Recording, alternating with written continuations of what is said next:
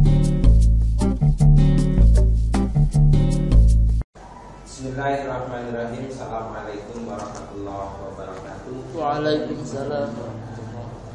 Bismillahirrahmanirrahim. Sayyidina Muhammad Rasulullah sallallahu alaihi wasallam.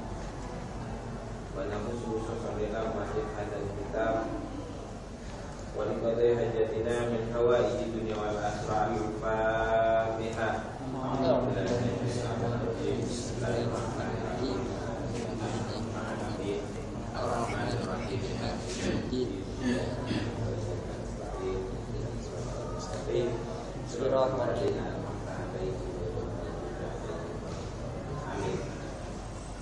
Bismillahirrahmanirrahim. Alhamdulillahirabbil alamin.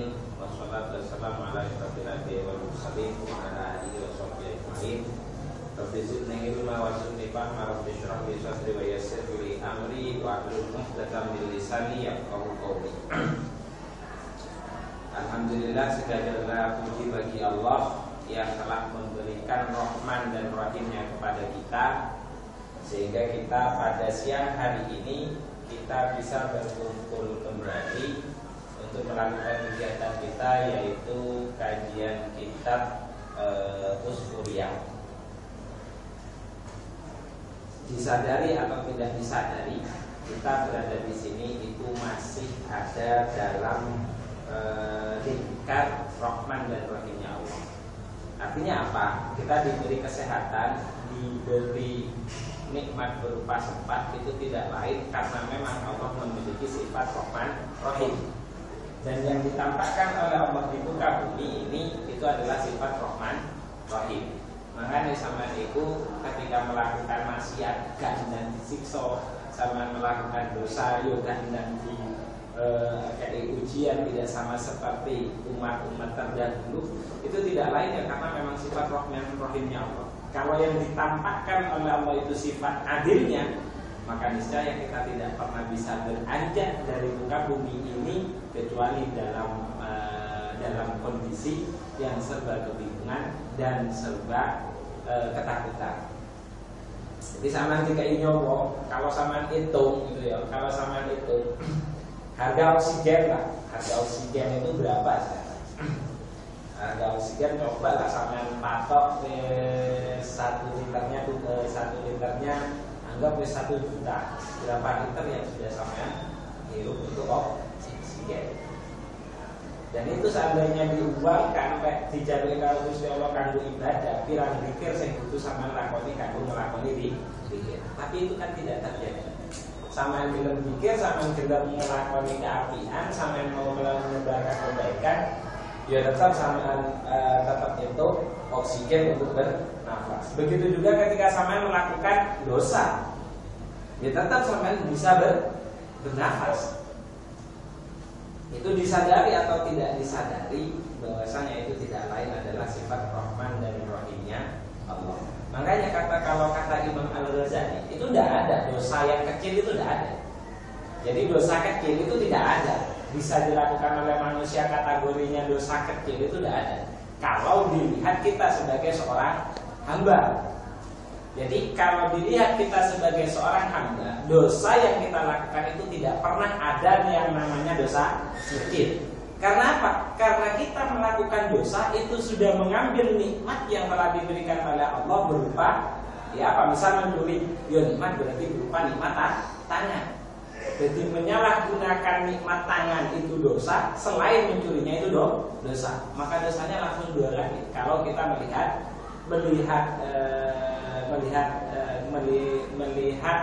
kita sebagai seorang hamba.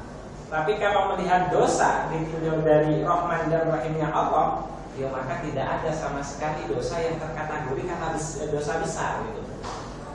Tuh. Jadi ada pemilahan dosa kecil dan dosa besar itu tidak lain karena memang melihat dua sisi yaitu sisi kemanusiaan dan sisi ketuhanan.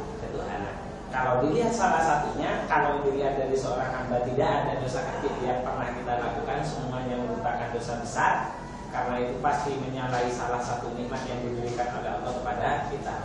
Tapi kalau melihat satu sisi yaitu kekuasaan Allah, maka tidak ada dosa besar dan tidak ada kategori dosa besar, karena Rahman Rahimnya Allah itu lebih besar daripada dosa-dosa yang kita lakukan. Cuman peringatan Allah itu cuma satu, yaitu dosa syirik yang tidak diperkenankan. Salat serta salam semoga tetap tercurahkan kepada junjungan kita Nabi besar Muhammad Shallallahu Alaihi Wasallam, yang karena beliau lah siksa kita itu tidak dilangsungkan seperti umat-umat sebelumnya. Nabi Adam melakoni mengambil roti, itu kan langsung siksone dikon-kon moco istighfar selama berapa? 40 tahun ya. Itu baru bisa diampuni. Umatnya Nabi Muhammad enggak. Sampai ngelakoni dosa misalnya nyawang wedok mari astagfirullah diampuni karo Gusti Allah. Iku krono mulyane kanjeng Nabi Muhammad. Maka kita dijadikan sebagai umatnya Nabi Muhammad, sebagai umat yang paling mulia. Jadi ditundanya siksa kepada kita itu salah satu bentuk Rahman dan Rahimnya Allah terhadap umatnya kanjeng Nabi Muhammad. Tapi ingat, ada sebuah hadis Nabi yang mengatakan pada saat kita menerima ujian, ada hadis Nabi yang mengatakan kayak gini: salah satu cara Allah membuat baik hambanya yaitu adalah menyegerakan siksanya di dunia atau menyegerakan ujiannya di dunia. Itu ketika Allah menghendaki seorang hambanya itu untuk baik. Karena apa? Karena siksa di dunia atau ujian di dunia itu jauh lebih ringan dibanding di akhirat. Baik, itu sekedar mukaddimah untuk memahami sifat Rahman Rahimnya Allah. Karena apa? Karena pada hadis yang pertama ini kita membahas tentang sifat Rahman dan Rahim atau perintah untuk melakukan menyebarkan rasa kasih sayang. Jadi kalau Kristen itu biasanya agama kasih sayang, ya Islam sudah lebih dulu gitu. Islam itu juga sudah menganjurkan lewat ayatnya dan lewat hadis Nabi. Jadi kalau itu diadopsi dengan kalau itu dikatakan adalah agama kasih sayang, ya Islam yang memang sudah mencakup di dalamnya yaitu agama kasih sayang gitu. Cuman masalahnya ganti wong Islam ini repot, gue dalil tapi punya teori, punya ilmu, banyak hal yang dimiliki oleh Islam tapi jarang sayang orang Islam itu banyak yang tidak bisa melakukan.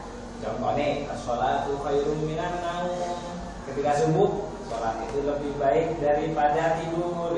Sing tangi wong Cina, wong Indonesia itu tidak bangun. Bahkan sik hari ini turun koma kan seperti itu. An-nadzafatu minal iman. Wong Indonesia itu adalah orang yang mayoritas umat Islam, walaupun bukan negara Islam. Tapi siapa yang mempraktekkan an-nadzafatu minal iman? Negara-negara Eropa. Nah, itulah salah satu ujian Allah. Sekali lagi, ujian Allah itu ada dua. Ada ujian berupa kenikmatan, ada ujian berupa musibah. Kalau ujian berupa musibah itu kita diminta untuk bersabar, tapi kalau ujian berupa kenikmatan kita diminta untuk bersyukur. Bentuk syukur itu bukan cuma alhamdulillah, tapi merawat, memelihara, itu bagian dari bentuk syukur. Makanya kalau sampean sekarang sudah menjadi mahasiswa, itu bagian dari karunia Allah dan salah satu bentuk dari ujian Allah. Apa betul sampean sudah memperlakukan diri sampean sebagai seorang mahasiswa? Itu jadi semuanya yang datangnya dari Allah, kalau kita itu anggap sebagai ujian, ya ujian. Artinya kalau baik kita diminta bersyukur, kalau jelek kita diminta untuk bersabar. Cuma itu aja. Dan perintah pada hadis ini adalah perintah untuk menyebarkan rasa kasih sayang. Kenapa kau harus menyebarkan rasa kasih sayang? Karena di dalam hadisnya dijelaskan, barang siapa yang senantiasa menyebarkan kasih sayang di muka bumi kepada sesama makhluk, baik yang berakal ataupun yang tidak berakal, itu akan senantiasa dimintakan ampun oleh penduduk langit yang notabene itu adalah para malaikat. Bahkan cerita yang kemarin sudah dijelaskan, Sayyidina pada hadisnya itu Sayyidina Umar. Jadi Sayyidina Umar itu terkenal dengan orang yang zuhud, ya, terkenal dengan orang yang alim, terkenal dengan orang yang orang yang senantiasa suka jihad. Sampai beliau diimpikan oleh seorang ulama yang lainnya, seorang sahabat yang lainnya, bahwasanya Allah itu memperlakukan Sayyidina Umar dengan sebaik-baik perlakuan. Tapi ketika ditanya Sayyidina Umar, amal apa yang kamu lakukan sehingga kamu mendapatkan kebaikan yang sebegitu besar? Akhirnya Sayyidina Umar kan bercerita bahwasanya suatu ketika aku pernah berjalan pada sebuah lorong, aku bertemu dengan anak kecil yang bermain Yang bermain burung gereja. Nah, kalau kata Jawa itu adalah emprit, jadi burung gereja. Kemudian karena anak itu mempermainkan burung itu, aku merasa kasihan, akhirnya aku beli dan aku lepaskan, gitu loh. Dan hanya karena amal itulah Allah memperlakukan aku sedemikian baik. Dari riwayat ini itu mengindikasikan bukan zuhudnya yang diandalkan, bukan zuhudnya yang diandalkan, bukan alimnya yang diandalkan, bukan jihadnya yang diandalkan. Sama sekali amal itu tidak berguna di hadapan Allah Subhanahu wa ta'ala. Artinya maksudnya tidak berguna, tidak bisa kita andalkan. Terus kita kalau melakukan yang baik, terus ATD-mu kalau Gusti Allah, aku butuh menuju surga, tidak bisa. Semua itu atas kehendak Allah. Lalu buktinya Sayyidina Umar yang begitu banyak baiknya, tapi apa yang diterima oleh yang menjadikan Sayyidina Umar itu baik di hadapan Gusti Allah? Ya cuma satu, karena membebaskan burung yang sedang dimainkan oleh si anak kecil. Makanya saya sering sebarkan sajalah kebaikan, karena nanti sampean akan merasakan kebaikan yang sudah sampean sebarkan. Yang penting diistiqomahi. Makanya ada sebagian pendapat yang mengatakan iringilah setiap kejelekan yang kalian lakukan dengan sebuah kebaikan, karena kebaikan itu bisa menghapus kejelekan yang sudah kalian lakukan. Jadi karena Allah cerita di belakang nanti ada orang yang suka mencuri, tapi setelah mencuri sedikitnya yang lain dimakan, sedikit lagi dia kasih sedekah.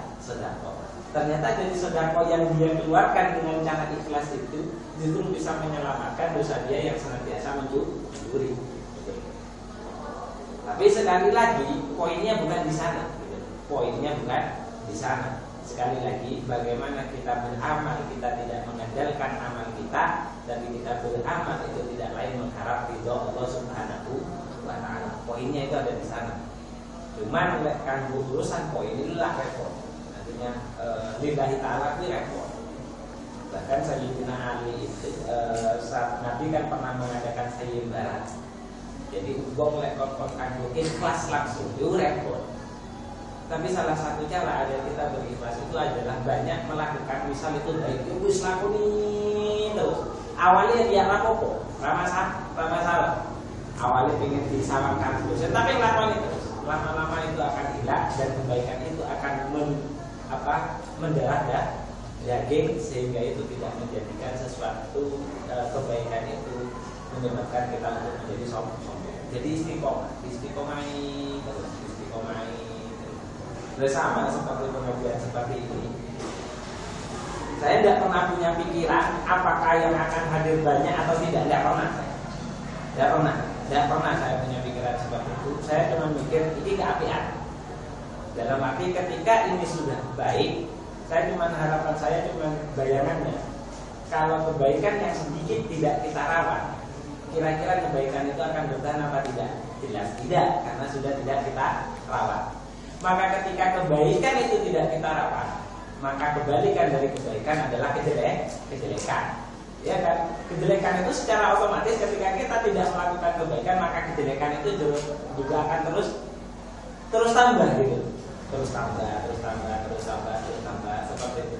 Maka ketika itu terus tambah kira-kira sesuk lek wis anakku gede padha karo sampean iki bakal ketok keapian apa ketok keelekan. Maka logika kita juga akan mengatakan pasti mereka akan banyak mendapatkan kejelekan. Ya wis lah terus lakoni gitu. Karena target kita itu hanya terus terus melakukan kebaikan. Sudah, itu adalah riwayat dari hadis yang pertama.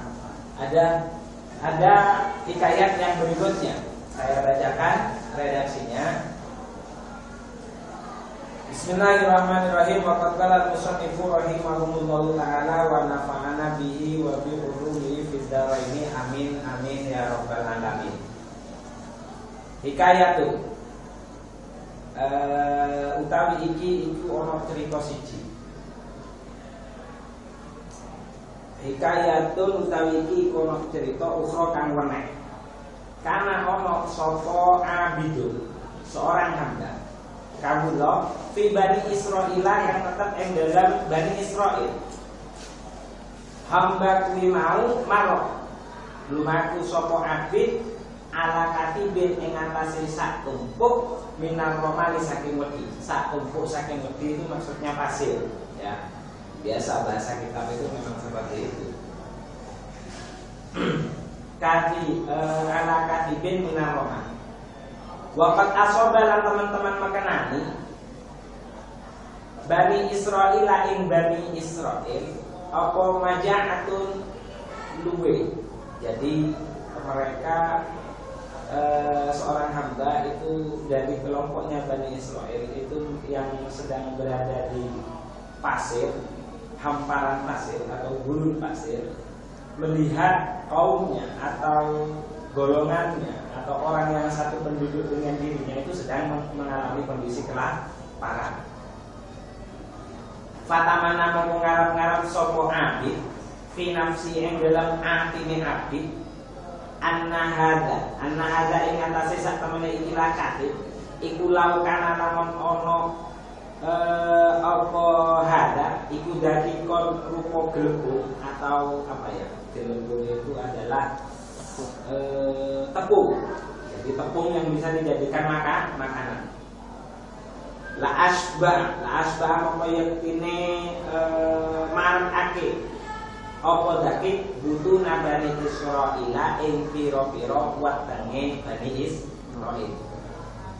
Jadi ketika dia melihat kaumnya atau kelompoknya atau orang kampungnya yang duduk di padang pasir itu kelaparan, dia sampai merenung, coba lek padang pasir iki kabeh dadi tepung, paling gak bakalan ono kelaparan di kampung. Itu pikiran si abid, seorang hamba. Fa'auha moko nuli paring wahyu sinten Allah taala hale maulur sinten Allah ila nabiyin maring nabi siji, tidak disebutkan di sini nabinya itu siapa karena memang nabi Allah itu tidak terhitung jumlahnya. Khilaf, nabi Allah itu tidak terhitung jumlahnya itu khilaf. Bahkan Nabi Khidir itu kan tidak termasuk nabi yang wajib diimani, ya kan? Yang wajib diimani itu kan cuma 25. Nabi dan Rasul yang wajib diimani itu 25. Adam, Idris, Nuhun, Hudun, Sholihun, Ibrahim, Lut, Ismail, Ishak, Yakub, Yusuf, Ayyub, Syuaib, Harun, Musa, Yasa, Dzulkifli, semuanya itu ada 25. Itu yang wajib bagi kita. Untuk nabi yang lain itu tidak wajib kita ketahui. Jadi sampai Allah melihat desakan dari seorang hamba ini yang begitu memikirkan umatnya atau kelompoknya. Jadi koyok sampean itu memiliki keprihatinan, aduh piye teman-teman iki padha lapar. Kemudian Allah mewahyukan kepada seorang nabi min anbiyaihim saking pira-pira nabine Bani Israil an kulli fulani, tegese yen to ngucap sapa nabi li fulanin maring fulan siji innallaha ing ucapan innallaha ta'ala innallaha satamene Gusti Allah ta'ala maha luhur sinten Allah iku kot aku jaga wis netepake utawa majibake kot aujaba netepake sinten Allah laka maring sira minal ajri saking ganjaran ma ing perkara laukana lamun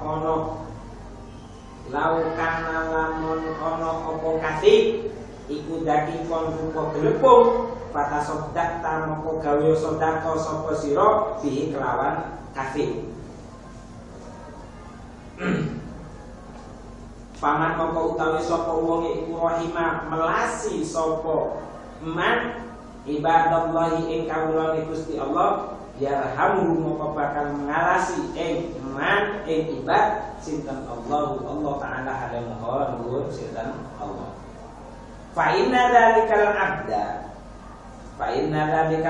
krana sakmene mengkono kawula iku lama rahimah ora tau melasi sapa abad ibadallahi ing kawula ibadallahi ing kawulane Gusti Allah bikoli kelawan dawe abad iku laukana lamun ono apa hada ikilah kadit iku dadi kon rupa penduduk kula asba'a moko yektine ngebai sapa ingsun anasa ing manusa fawajada moko nemu sapa abad as-sawaba ing ganjaran kama koyok pahala lau fa'ala lamun agawe sapa abad ing sedekah.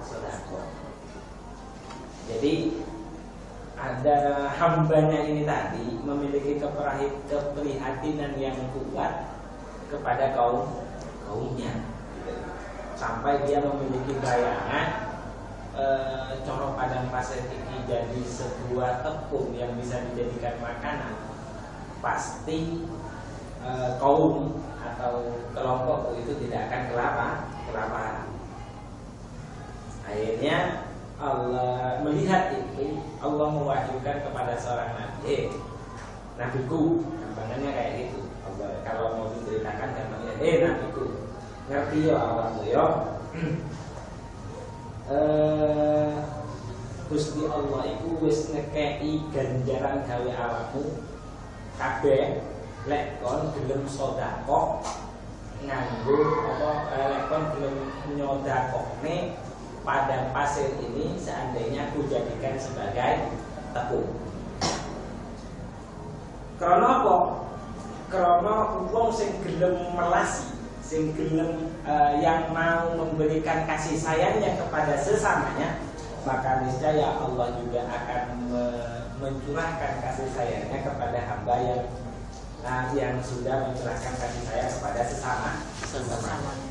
Tapi kon kudu ngerti, lek hamba sing duwe perasaan kaya ngono kuwi mang iku ora tau kaya ngono. Jadi dia cuma berangan-angan seandainya nanti pada pasir ini menjadi sebuah hamparan tepung, maka niscaya aku akan bersedekah. Jadi Nabi Allah itu seolah-olah prihatin, ono wong sing duwe prihatin yang begitu besar.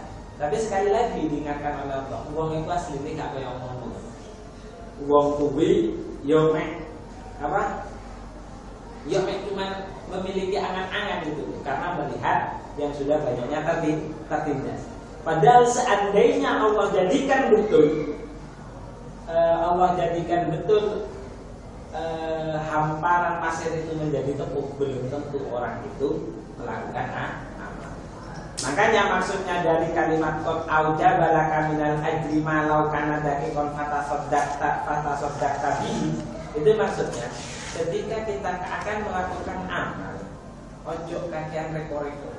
Artinya jangan terlalu banyak berangan-angan. Aku besok kalau sudah besar, aku besok kalau kaya akan kelamaan. Karena belum tentu ketika sampean sudah betul-betul kaya atau betul-betul sudah dewasa atau betul-betul sudah lulus, itu kalian itu betul-betul akan meneruskan niat yang sudah kalian cita-citakan. Makanya yang namanya niat kebaikan Yang namanya niat itu adalah an-niyat itu adalah qasdu syai'in muktaronan atau muktarinan bifi'li. Yang dinamakan niat itu adalah melakukan, menyengaja melakukan sesuatu bersamaan dengan pekerjaan. Jadi lek sik diangan-angan itu jenenge dudu niat. Jadi lek sik angan-angan itu namanya bukan niat. Dan setiap kebaikan tidak perlu sampean apa ya, sesuk aku kelamaan. Nyatanya kadang kan pikiran kita ya, aku sesuk habis lulus aku tak gawe iki. Ya udah, gak usah nunggu sampai lulus. Mulai sekarang sama merintis usaha yang sama inginkan gitu. Gak usah kelamaan gitu. Karena belum tentu ketika lulus sampean akan terjun di sana, belum tentu, belum bisa sampean pastikan. Maka sesuatu yang tidak pasti jangan sampean pastikan sekarang gitu. Karena itu sama seperti kalian berangan-angan sesuatu yang sifatnya percuma. Maka di sponsornya apa? Sponsornya rokok itu apa? Yume. Taklis do more.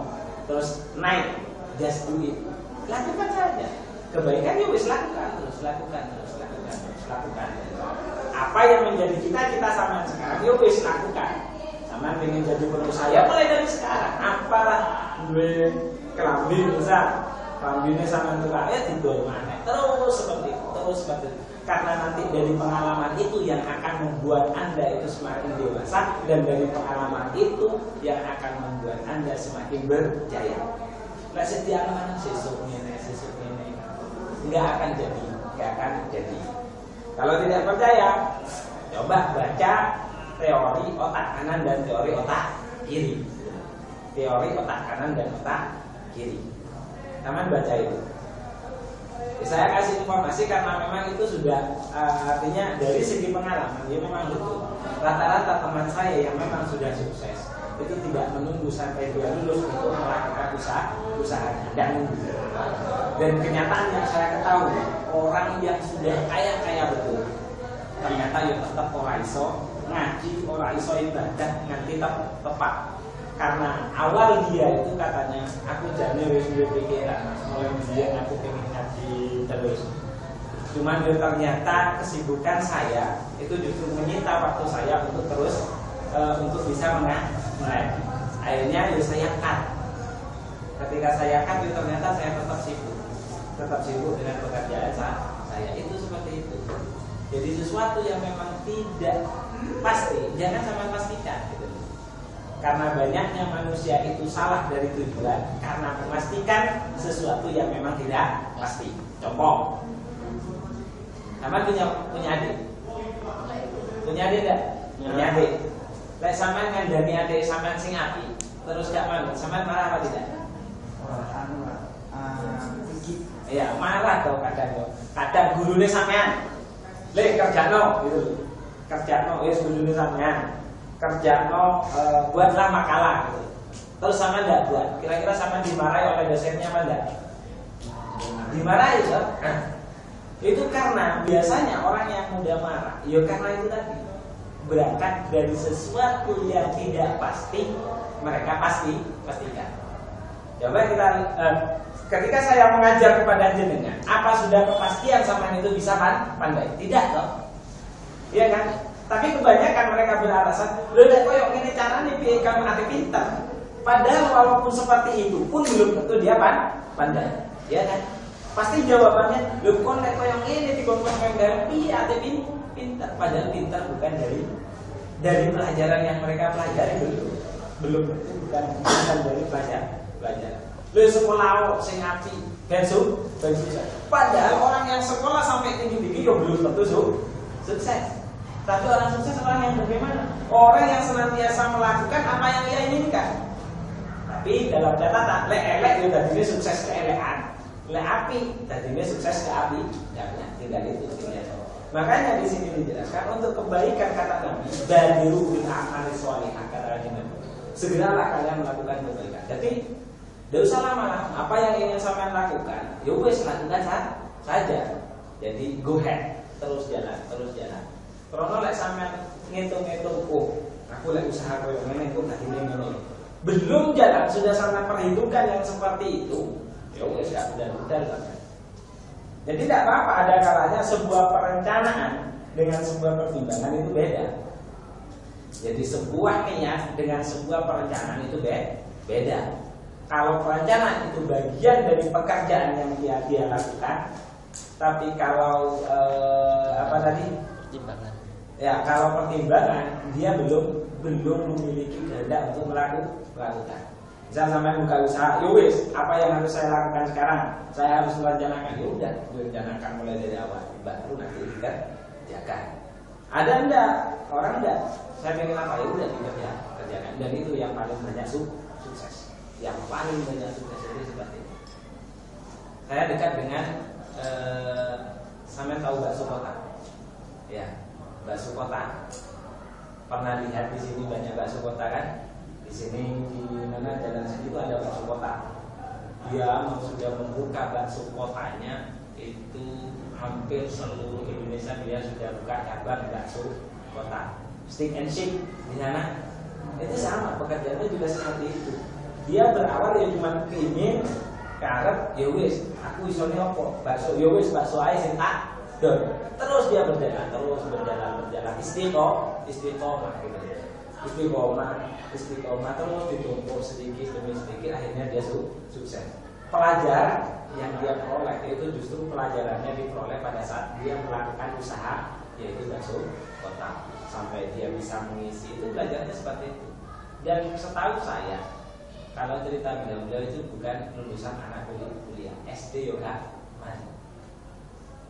ya kan? Artinya apa? Pendidikan yang sampean lalui itu bukan jaminan kepandaian yang sampean miliki, bukan jaminan kesuksesan kalian ketika lulus, bukan jaminan. Tapi jaminan itu apa? Kalau di dalam bahasa Arab, kalau dalam kaidah Arab itu ada mengatakan kayak gitu. At-tayru yatiru bi janahihi wal insanu yatiru bi himmatihi. Burung bisa terbang ke langit itu menggunakan kedua sayapnya, tapi manusia itu bisa menembus cakrawala dengan keinginan kuat. Dan keinginan kuat itulah nanti yang akan mewujudkan dengan niat. Keinginan kuat itu adalah gambaran lain daripada niat. Jadi niat pengen api terus dilakoni, terus dilakoni. Apa? Jadi mulailah pekerjaan itu kebaikan ya, dari hal yang paling mudah, ya kan, yang paling kamu bisa, dan mulai dari saat ini. Tidak usah lama-lama, mulai dari sekarang saja. Sampai sekarang misalnya senyum gitu. Jadi gitu, tidak perlu nunggu lama-lama. Karena normalnya manusia pasti berpikir-pikir, dan itu yang dinamakan dengan tulul amal. Tulul amal itu adalah berangan-angan yang tidak disertai dengan melakukan. Dan tulul amal itu merupakan satu hal yang menyebabkan manusia tidak takut kepada Tuhan. Jadi tulul amal itu adalah sebuah angan-angan yang tidak direalkan dalam bentuk pekerjaan. Dan tulul amal itu adalah salah satu yang menyebabkan manusia tidak takut kepada Tuhannya. Itu tulul amal. Ya sama seperti ini, seperti cerita yang sekarang.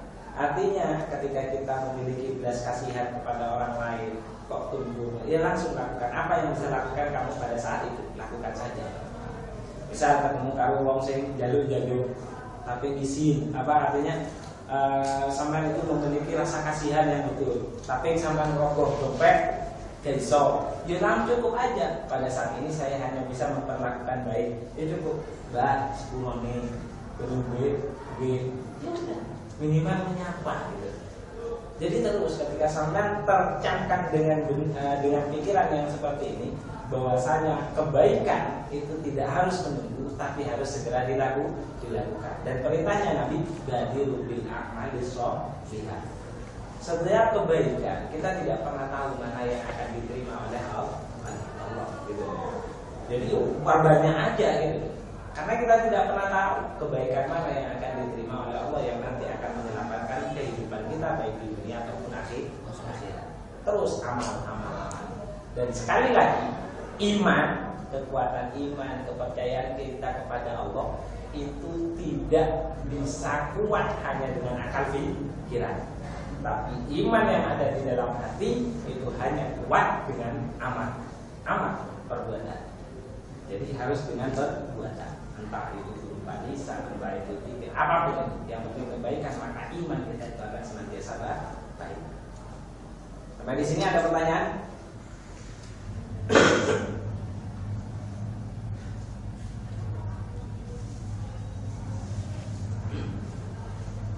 Ada? Kalau tidak ada, itu saja ya yang bisa saya sampaikan. Kalau memang mau sharing, nanti bisa selesai pengajian nggak apa-apa. Jadi sebenarnya tujuan saya itu ngaji di sini itu karena melihat di lingkungan kita itu banyak yang dianggap orang alim, banyak yang dianggap orang ngerti, tapi kadang banyak orang yang berdalil menggunakan bahasa Arab, tapi banyak yang tidak tahu arti sebenarnya dari bahasa Arab yang dia baca. Tapi tidak masalah selama itu kebaikan yang disebarkan itu is okay. Dan model saya ngajar kenapa kok seperti ini itu tidak lain adalah untuk menjaga salah satu khazanah yang dimiliki oleh ulama kita yang memang sudah menyebarkan Islam sebelum. Kalau kebaikan yang kecil tidak kita jaga, maka kebaikan kecil itu tidak akan bertahan. Ketika kebaikan kecil itu tidak bertahan, maka justru kejelekan yang akan senantiasa membesar. Dan sekali lagi, tidak ada kemuliaan yang begitu besar tanpa dimulai dari kebaikan-kebaikan kecil yang senantiasa kita mencoba untuk mengistiqomahkan. Jadi tidak ada kebaikan yang besar kecuali dimulai dari kebaikan-kebaikan kecil yang sudah kita istiqomahkan. Jadi harapan saya tetaplah istiqomah, karena memang kita tidak tahu manfaat apa yang akan kita peroleh. Intinya kita cuma tolakul ilmi, karena itu bagian dari kewajiban kita sebagai makhluk atau hamba Allah. Paham gak paham, belum tentu kalian tidak paham sekarang, tapi besok bisa jadi kalian diberikan pemahaman. Sama, saya baca kitab seperti ini juga tidak diberikan pada saat saya belajar di Madura. Saya belajar di Madura itu baca kitab, belajar tata bahasa. Itu 7 kali hatam kitab tata bahasa, macam-macam warna kitab tata bahasa. Itu tetap tidak diberikan kepahaman. Tapi saya terus berusaha. Saya tidak menyerah. Hingga suatu ketika saya pindah ke Kediri. Dan di Kediri lain itu saya baru tahu, iki lah biar saya diajari. Iki lah biar saya diajari. Begitu juga apa yang saya pelajari di Kediri itu tidak semuanya diberikan pemahaman oleh Allah pada saat saya belajar di Kediri. Tapi justru saya dipertemukan contoh-contoh kalimat-kalimat yang memang kalimat-kalimat kata mutiara itu justru diberikan pemahaman oleh Allah saat saya banyak bertemu dengan mahasiswa, saat saya banyak bertemu dengan masyarakat. Tuh. Jadi apa yang kita lakukan tujuannya cuma satu, yaitu belajar, karena belajar itu bagian dari kewajiban. Toh apa yang kita pelajari itu adalah hadis Nabi, bahkan yang mengatakan di sini itu ada hadis yang pertama, yang hadis sebelumnya sebagai mukadimah Imam Syekh Uskuri ini itu termotivasi mengarang kitab ini itu tidak lain hanya karena mendengar hadis Nabi yang berbunyi, barang siapa yang menjaga 40 hadis dari hadisnya Nabi, dia akan diberikan kebaikan di dunia dan akhirat. Yang artinya hadis itu adalah man jama'a arba'ina haditsan.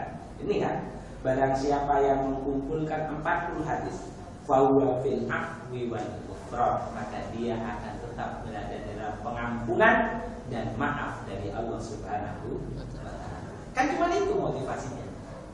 Jadi akhirnya beliau mengarang kitab yang sekarang dibaca hampir di seluruh pesantren Indonesia yang ada. Kitab ini pasti dibaca.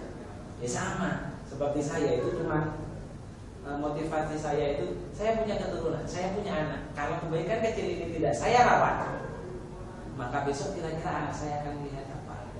Kita coba lihat sekarang antara yang sifatnya euforia dan sifatnya itu adalah agama, mana yang paling banyak sama dia.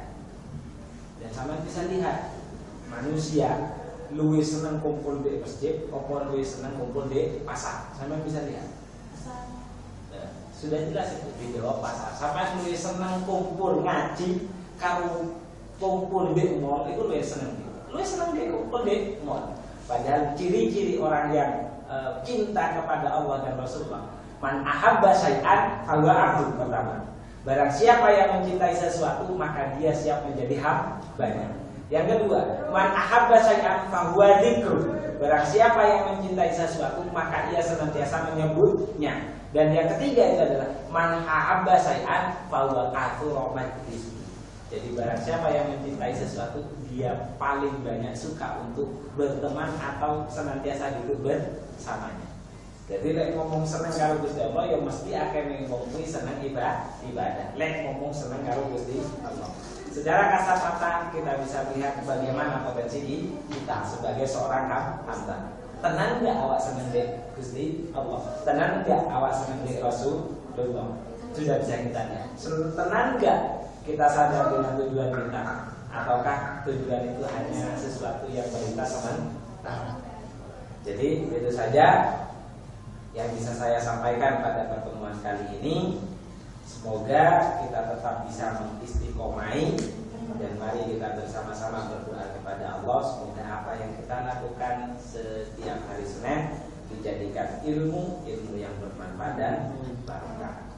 Itu saja, kita akhiri dengan bacaan surah Al-Fatihah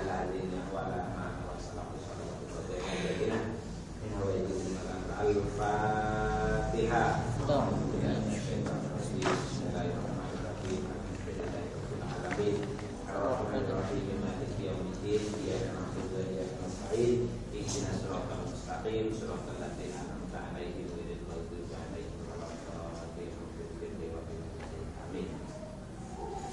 Saja saya akhiri, wabillahi taufiq wal hidayah. Assalamualaikum warahmatullahi wabarakatuh.